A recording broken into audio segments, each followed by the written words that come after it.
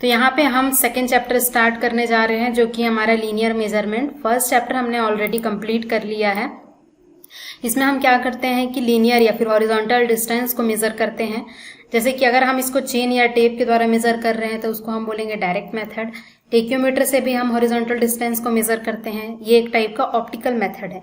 और EDM electronic distance measurement instrument जो होता है, इससे भी हम क्या करते हैं कि हॉरिजॉन्टल डिस्टेंस मेजर कर सकते हैं। इसमें डिफरेंट इंस्ट्रूमेंट आते हैं इसके अंदर, जैसे कि जियोडी मीटर या फिर मैकोमीटर। ये दोनों जो है इंस्ट्रूमेंट, ये लाइट वेट पे वर्क करते हैं इसकी हेल्प से। और यहाँ पे डिस्टोमीटर और टेल्यूरोमीटर, ये दो इंस्ट्रूमेंट हैं, ये रेडियो वेव और माइक्रोवेव की हेल्प से वर्क करते हैं। जिसमें कि टेल्यूरोमीटर रहता है वेरी प्रिसाइज इंस्ट्रूमेंट है हॉरिजॉन्टल डिस्टेंस मेजर करने के लिए। टोटल स्टेशन एक होता है, ये क्या करता है, इंफ्रारेड का यूज करता है। ठीक है, ईएससी में आपको ये क्वेश्चन भी मिलेगा कई बार कि टेल्यूरोमीटर कौन सा वेव यूज करता है, तो माइक्रोवेव यूज करता है हॉरिजॉन्टल डिस्टेंस के लिए। अब यहाँ पे देखिए कि चेन सर्वेइंग को हम कब अडॉप्ट करते हैं, जो कि एक लीनियर मेजरमेंट का मेथड है। तो ये इसको हम जब हमारा स्मॉल एरिया है, जब हमको सिंपल डिटेल है, मतलब कि लार्ज स्केल में हम प्लॉट किए तभी हमको सिंपल डिटेल्स मिलेंगे, कम डिटेल्स मिलेंगे। और जब हमारा ओपन ग्राउंड है तब हम चेन सर्वेइंग को अडॉप्ट करेंगे। यहाँ पे जब हम चेन सर्वेइंग करते हैं तो यहाँ पे अलग अलग स्टेशंस जो हैं हम यहाँ पे स्टेब्लिश करते हैं। जैसे कि मेन स्टेशन हमारा यहाँ पे है, जो कि मेन स्टेशन को जोड़ेगा। तो यहाँ पे जैसे ABCD ये हमारे मेन स्टेशन है। मेन सर्वे लाइन, मेन स्टेशन को जोड़ने वाली जो लाइन्स हैं वो मेन सर्वे लाइन है। जैसे AB, BC, CD और यहाँ पे BD, ये सब जो है मेन सर्वे लाइन है। टाई स्टेशन या फिर सब्सिडरी स्टेशन क्या कहता है, यहाँ पे ऑक्सिलरी स्टेशन है, जो कि हम डिटेलिंग के लिए यूज करते हैं। ठीक है, यहाँ पे E एंड F जो है यहाँ पे मेन सर्वे लाइन में प्रेजेंट होता है, जो कि हमारा क्या है, टाई स्टेशन है। बेस लाइन क्या होता है यहाँ पे कि लार्जेस्ट सर्वे लाइन होता है, जो कि कोल्बे एपरेटस की मदद से यहाँ पे हम मेजर करते हैं। BD हमारा यहाँ पे बेस लाइन है। चेक लाइन या फिर प्रूफ लाइन क्या होता है कि हम इसके मदद से एक्यूरेसी को चेक करते हैं, जैसे कि A से I या फिर C से J, ये हमारा चेक लाइन है या फिर प्रूफ लाइन है। तो यहाँ पे दो टर्म पाए जाते हैं, एक होता है चेनेज, एक होता है ऑफसेट। चेनेज क्या बोलते हैं हम यहाँ पे कि जब हम direction measure along the direction of progress of survey. ठीक है, हमारा चेनेज होता है। ऑफसेट क्या होता है कि ऑब्लिक और परपेंडिकुलर होता है। ठीक है, चेन लाइन के ऑब्लिक या फिर परपेंडिकुलर जो हम ड्रॉ करते हैं वो ऑफसेट होता है, जो जिसका मदद से हम क्या करते हैं, डिटेलिंग करते हैं। अब जैसे देखिए यहाँ पे इक्विपमेंट जो कि हम सर्वेइंग में, चेन सर्वे में यूज करते हैं, सर्वेयर सर्वेइंग चेन में, जैसे कि इसमें क्या क्या इक्विपमेंट होता है। रिवेन्यू चेन होता है। रिवेन्यू चेन 33 फीट का होता है, इसमें 16 लिंक प्रेजेंट होते हैं और इसको हम जनरली कैडेस्ट्रियल सर्वे के लिए यूज करते हैं, बाउंड्री वगैरह के लिए। ठीक है, और यहाँ पे गंटर्स चेन जो होता है, जिसको हम सर्वेयर चेन भी बोलते हैं, याद रखिएगा दूसरा नाम। और ये 66 फीट का होता है, 100 लिंक होते हैं। इंजीनियर्स चेन जो होता है 100 फीट का होता है, 100 लिंक होते हैं। मैट्रिक चेन होता है 30 मीटर, 20 मीटर, 30 है तो इसका 5 गुना कर दीजिए, 20 है तो इसका 5 गुना कर दीजिए, तो इससे लिंक निकल जाएगा। आगे यहाँ पे देखते हैं यहाँ पे कि जो जब हम सर्विंग करते हैं होल टू पार्ट, तो हम क्या करते हैं कि ट्रायंगल बनाते हैं। ठीक है, तो जो हमारा ट्रायंगल होना चाहिए वो क्या होगा, वेल कंडीशनल ट्रायंगल होना चाहिए। वेल कंडीशनल क्या होता है, जब उसका जो एंगल होगा 30 से 120 डिग्री के बीच में होना चाहिए। बेस्ट एंगल कुछ कुछ बुक में दिया हुआ है कि 56 डिग्री 14 मिनट का होना चाहिए। अगर ऑप्शन में ये गिवन है तो आप उसको मारिए। ठीक है, उसके बाद देखिए कि इक्विलेटरल जो ट्रायंगल रहता है बेस्ट होता है। अब जब हम मेजर कर रहे हैं चेन सर्वे में, तो यहाँ पे टॉलरेंस लिमिट पूछ देता है। तो अगर 20 मीटर का चेन है तो ±5 है, 30 मीटर में ±8 है, ±3 कब लेंगे, यहाँ पे 10 मीटर में। इसका यूनिट याद रखिए mm में है, 1 मीटर के लिए ±2 mm का है। ठीक है, ये तो हो गई जब हम मेजरमेंट कर रहे हैं। अगर हमको फ्रैक्शन को मेजर करना है बीच में, तो हम क्या यूज करते हैं, ब्रास टेलीज यूज करते हैं। कितने मीटर के डिस्टेंस में ब्रास टेलीज की ये जो रिंग है ये प्रेजेंट होते हैं, तो हर 1 मीटर के डिस्टेंस में होते हैं। इसका शेप पूछ देता है किस टाइप का रहता है। देखिए SSC में इस टाइप का क्वेश्चन भी आया है कि इसका शेप कैसा रहता है। तो 1 मीटर, अगर आगे से देखेंगे तो 1 मीटर, पीछे से देखेंगे तो 9 मीटर के डिस्टेंस में यहाँ पे 1 रहेगा। यहाँ पे 2 टेली रहेंगे 2 मीटर, और पीछे से करेंगे तो 8 मीटर। यहाँ पे 3 मीटर में ये 3 देख रहे हैं, यहाँ पे 4 मीटर में 4 रहेंगे, 5 मीटर में गोला हो जाएगा। अब देखिए यहाँ पे एसेसरीज कौन कौन से यूज करते हैं चेनिंग में, जैसे पैक्स है। पैक्स क्या करता है, डिफाइनाइट पॉइंट, जो टेम्पररी जो पॉइंट हम रहता है उसको हम लोकेट करने के लिए यूज करते हैं। ठीक है, एरो क्या होता है, एरो क्या बोलते हैं यहाँ पे, check over the length of the line as enter in the field notes. ठीक है, तो हम लोग चेक कर सकते हैं। ये क्या बोलते हैं, एरो कब हम यहाँ पे ग्राउंड में इंसर्ट करते हैं, आफ्टर एवरी चेन लेंथ। इसमें क्या होता है कि जो भी फॉलोअर है, जो भी ये लीडर है, ठीक है, वो ये क्या करता जाता है कि after completion of every chain length यहाँ पे एरो को इंसर्ट कर दे जाता है और फॉलोवर उसको क्या करता है, पिक करते जाता है। तो ऐसा क्वेश्चन एसएससी में पूछा गया है कि अगर फॉलोवर के पास इतने नंबर ऑफ अभी एरोज हैं उसके हाथ में, तो अभी कितना डिस्टेंस मेजर हुआ है, तो जितना फॉलोअर्स के हाथ में जितना नंबर ऑफ एरो है, मान लीजिए 5 एरो है, तो फिर 5 चेन लेंथ यहाँ पे मेजर किया गया है। ठीक है, ये क्वेश्चन पूछा गया है। रेंजिंग रॉड क्या के लिए करते हैं, स्टेब्लिश इंटरमीडिएट पॉइंट को स्टेब्लिश करने के लिए करते हैं। ऑफसेट रॉड क्या होता है, ये भी एक तरह का रेंजिंग रॉड ही है, बस में क्या होता है कि शेप में स्टाउट ओपन हुक प्रेजेंट होता है, ठीक है, टॉप में। और इसका यूज कब करते हैं, जो शॉर्ट ऑफसेट होता है उसको मेजर करने के लिए करते हैं। ये जो कि अलाइन होता है ऑफसेट लाइन के लिए अलॉन्ग, शॉर्ट ऑफसेट है तो उसके लिए हम ऑफसेट रॉड यूज कर लेंगे मेजर करने के लिए।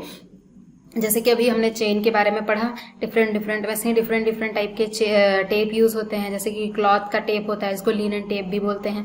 मेटालिक क्या हो जाएगा कि क्लॉथ का इम्प्रूव वर्जन है, इसमें ब्रास के या फिर कॉपर के वायर प्रेजेंट रहेंगे स्टेबिलिटी देने के लिए उसको, ठीक है, सपोर्ट देने के लिए। उसके बाद हमारा थर्ड टाइप है स्टील का बना होता है, तो स्टील टेप। इनवार टेप जो है सबसे ज्यादा पूछा जाता है, इसका परसेंटेज पूछा जाता है। निकल का 36% है, 6 बचा हुआ जो है क्या होता है, स्टील होता है, ठीक है। इसका डिसएडवांटेज क्या है, यहाँ पे सॉफ्ट और फिर इसलिए होता है, इसलिए डिफॉर्म इजिली हो जाता है, इसलिए हमको केयरफुली यहाँ पे इससे मेजर करना होता है। लेकिन ये क्या करता है कि बहुत एक्यूरेट रिजल्ट देता है, इसलिए हम इसको बेस लाइन मेजर करने के लिए करते हैं और टेम्परेचर से कम इफेक्ट होता है। तो ये जो था हमारा इनवार टेप के बारे में था, ठीक है।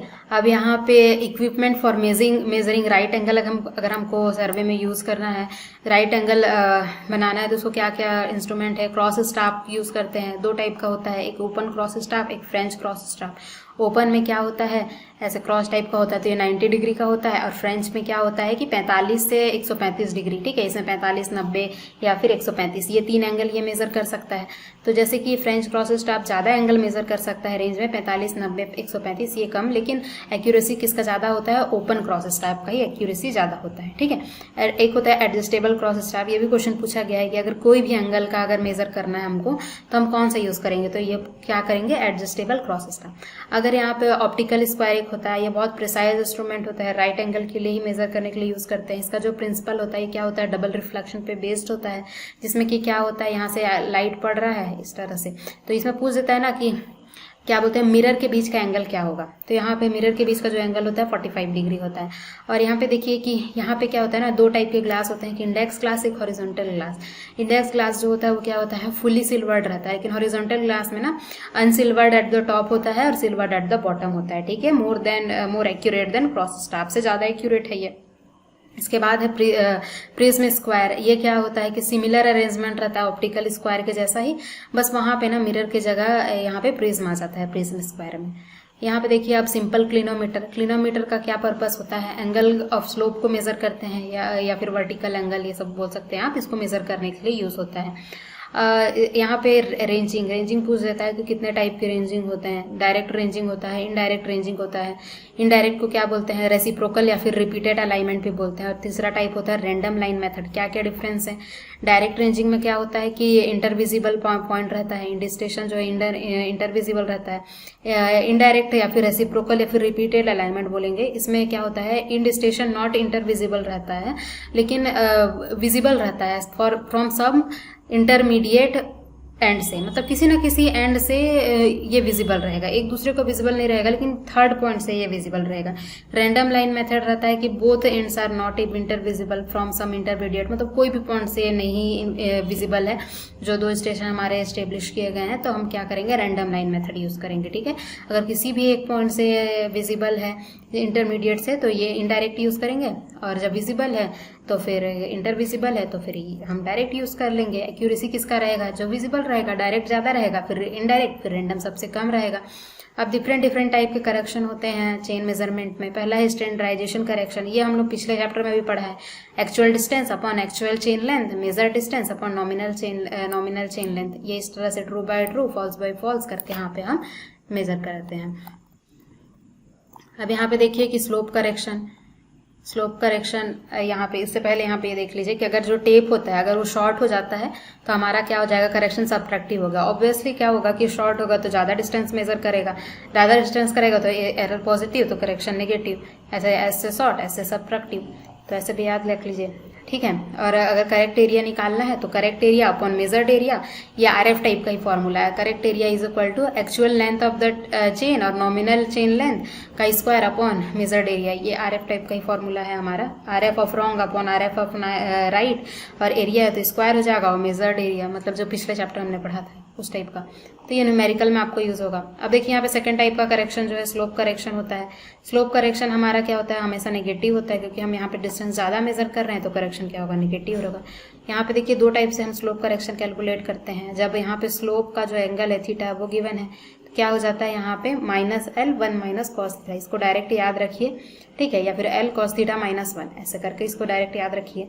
अगर यहाँ पे difference in the elevation h is measured है, ये वाला हाइट हमको दिया हुआ है, तो हम कैसे करेक्शन निकालेंगे, तो h स्क्वायर अपॉन 2L से हम निकाल लेंगे, ठीक है। और यहाँ पे क्या बोलते हैं ना, यहाँ पे जब क्या बोलते हैं हायर पावर को नेग्लेक्ट करने के बाद जो हमारा ये सब वैल्यू दे रहा है, अगर हम उसको नेग्लेक्ट नहीं करेंगे तो हमारा जो करेक्शन है वो इतने से इंक्रीज हो जाएगा, ठीक है। तो कितने से इंक्रीज होगा, h की पावर 4 अपॉन 8L3। और यहाँ पे थर्ड टाइप का करेक्शन जो है यहाँ पे टेप करेक्शन है। इसमें क्या करते हैं, PL/AE जो नॉर्मल है हमारा वो होता है, ठीक है। तो इसमें करेक्शन फॉर द टेप तो ये पुल के लिए होता है, पुल के लिए PL/AE होता है। तो इसमें याद रखिए कि जो स्टैंडराइज रहता है वो सेकंड में होता है, सबसे पहले अप्लाइड पुल में से स्टैंडराइज को माइनस करते हैं।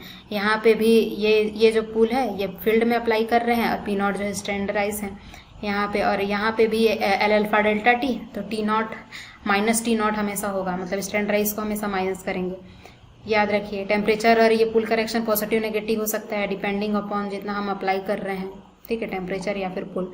यहाँ पे करेक्शन फॉर सैग करेक्शन क्या होता है, सैग के कारण W square L³ upon 24P square, जब स्मॉल w के टर्म में लिखना है, ठीक है। और यहाँ पे कैपिटल W के टर्म में W square L upon 24P square, capital W क्या होता है, स्मॉल w इंटू L होता है, ठीक है। तो कैपिटल W हम लोग का क्या होता है, total weight of the tape होता है, और कैपिटल W को हम यहाँ पे स्मॉल w इंटू L भी लिख सकते हैं। और ये देखिए यहाँ पे क्या होता है कि ये जो करेक्शन है ना, standardise on flat and use in catenary, ठीक है। तो तब ये हम यूज कर रहे हैं। कैटेनरी क्या होता है यहाँ पे शो करो, ये इस टाइप का जो होता है ना, ये कैटेनरी होता है, ठीक है। और सैग जो हमारा क्या होता है कि जो हम फील्ड में जो मेजर कर रहे हैं, ठीक है। तो ये जो है ना हम लोग का standardise on flat and use in catenary, तो ये है, ठीक है। अगर सेकंड केस आ रहा है यहाँ पे,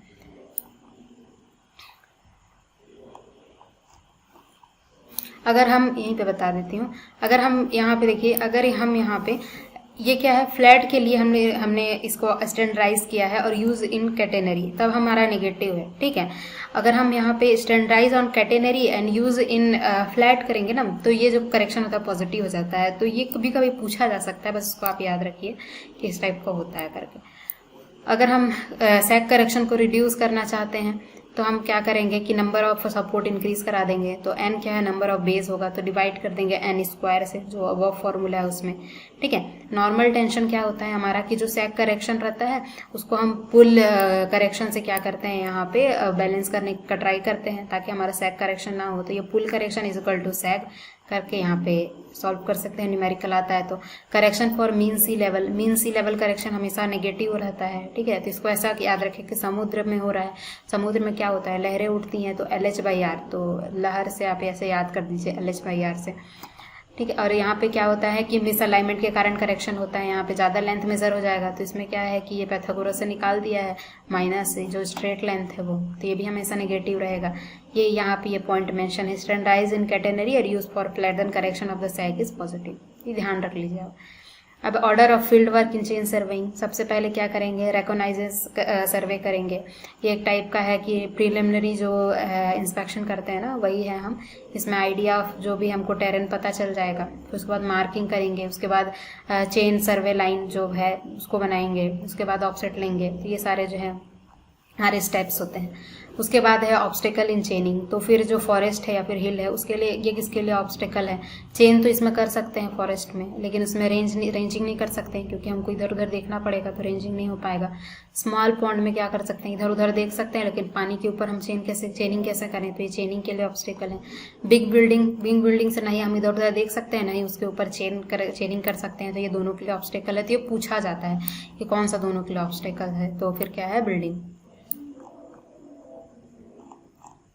इसके बाद यहाँ पे देखिए कि यहाँ पे फील्ड बुक यूज़ होता है चेनिंग में, ठीक है, डबल लाइन फील्ड बुक। ये क्या होता है, तो ordinary chain survey work measurement जो रहता है उसको हम यहाँ पे रिकॉर्डिंग करते हैं।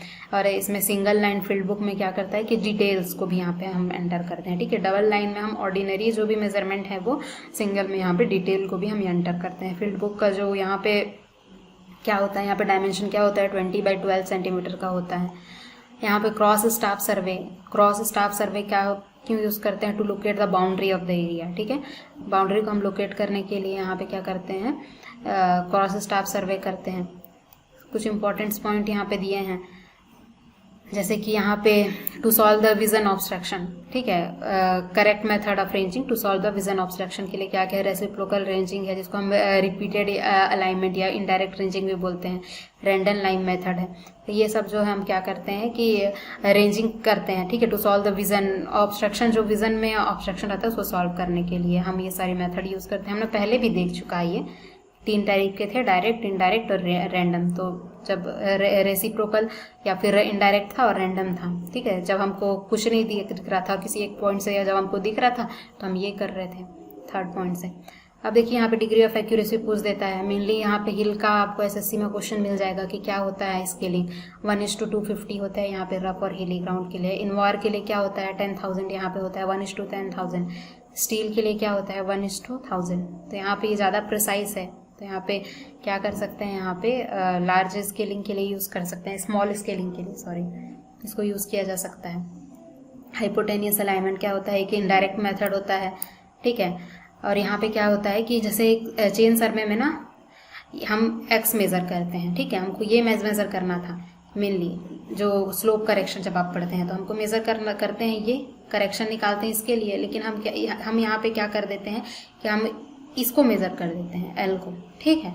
तो फिर इसलिए हमको यहाँ पे थोड़ा अलग फार्मूला मिल जाता है। स्लोप में हम ये मेज़र करते हैं, एक्स को मेज़र करते हैं, और हाइपोटेनियस में हम एल को मेज़र कर देते हैं, ठीक है। तो ये इनडायरेक्ट मेथड ऑफ क्या बोलते हैं चेनिंग हम उसको बोलते हैं। तो इसका जो फॉर्मूला है एल सेक थीटा -1 होता है, और यहाँ पे स्लोप करेक्शन का क्या होता है एल कॉस थीटा -1 है। कन्फ्यूज नहीं होना इसमें, ठीक है। ये भी करेक्शन नेगेटिव टाइप का ही होता है। हाइपोटेनियस अलाउंस जो है,